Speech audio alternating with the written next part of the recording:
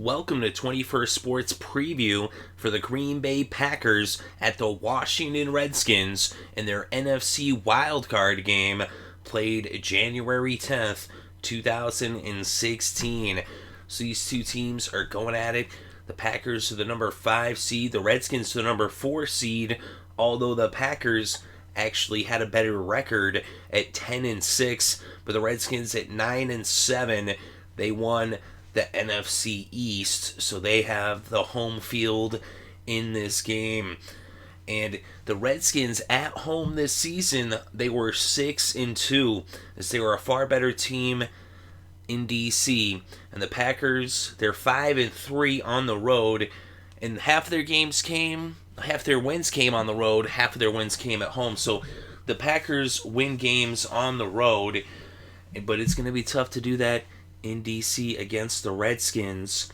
Let's look inside the numbers with these teams. And of course, they didn't face off during the regular season, but we look overall on offense. The Packers were 23rd in the NFL in yards on offense. They were 15th in scoring, as they averaged 23 points per game. The Redskins were 17th in yards on offense, and they were 10th in points scored, averaging 24.2 points per game. And on defense, the Packers allowed the 15th most yards, and they allowed the 12th least amount of points, allowing 20.2 points per game. The Redskins allowed the 28th amount. They were 28th in points allowed, which actually one of them meant that they were like 4th or 5th in points in the most, but the 28th least, and they were 17th in points allowed, allowing 23.7 points per game. So the Redskins allow 3.5 more points per game, but they score 1.2 more points per game on average.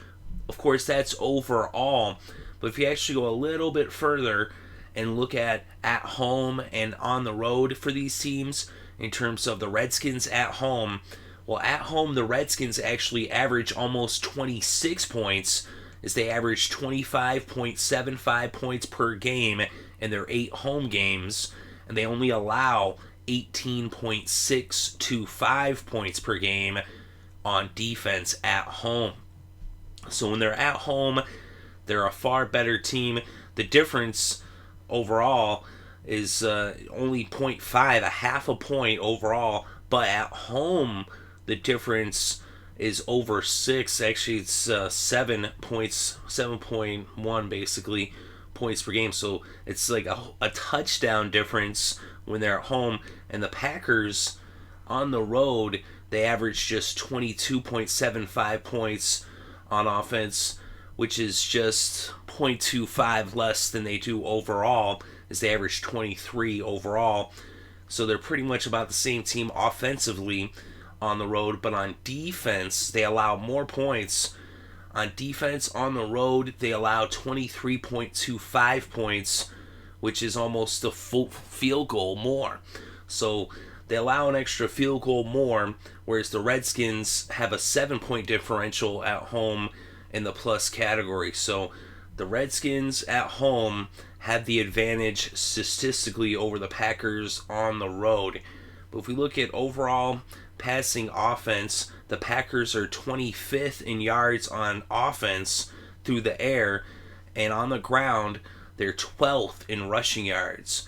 Whereas the Redskins on defense are 25th against the pass and 26th against the run in terms of yards allowed. So the Packers shouldn't have much trouble moving the ball against the Redskins, as the Redskins allow a lot of yards both through the air and on the ground.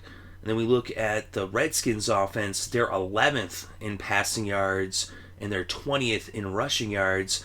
And on defense, the Packers are 6th in yards allowed through the air, 21st in yards allowed on the ground. So the Redskins are going to have to move the ball on the ground. They're going to have a big game from Matt Jones and Alfred Morris, also Chris Thompson, if they're going to win this one. And their defense is going to have to step up. Of course, that's the thing at home.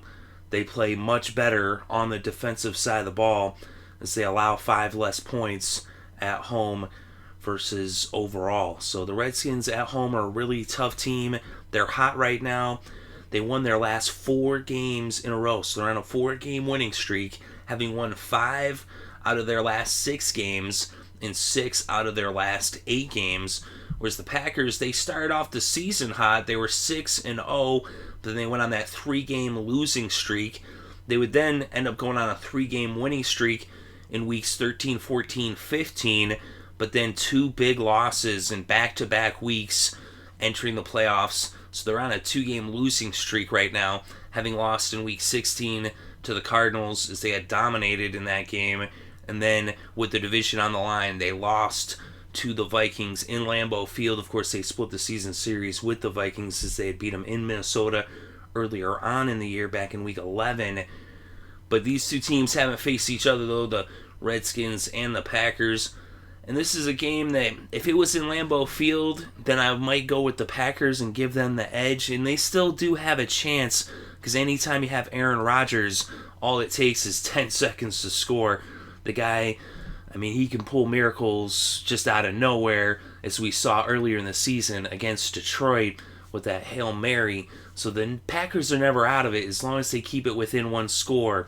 So that's going to be the key for them, as they can't allow the Redskins to put too many points on the board, which the Redskins can put some points on the board, as we've seen earlier in the season. They put up 47. Of course, that was against the Saints, but they did put up 35 against Buffalo, and they put up 38 against Philadelphia, and then 34 against Dallas in their last 3 games. So the last 3 games, they've been 34 plus on the board, so they can score some points. And the Packers are going to need to put points on the board as well and keep the game close coming down to the end. I do think it's going to come down to the final play, with the game in the balance, it being a 1-score game.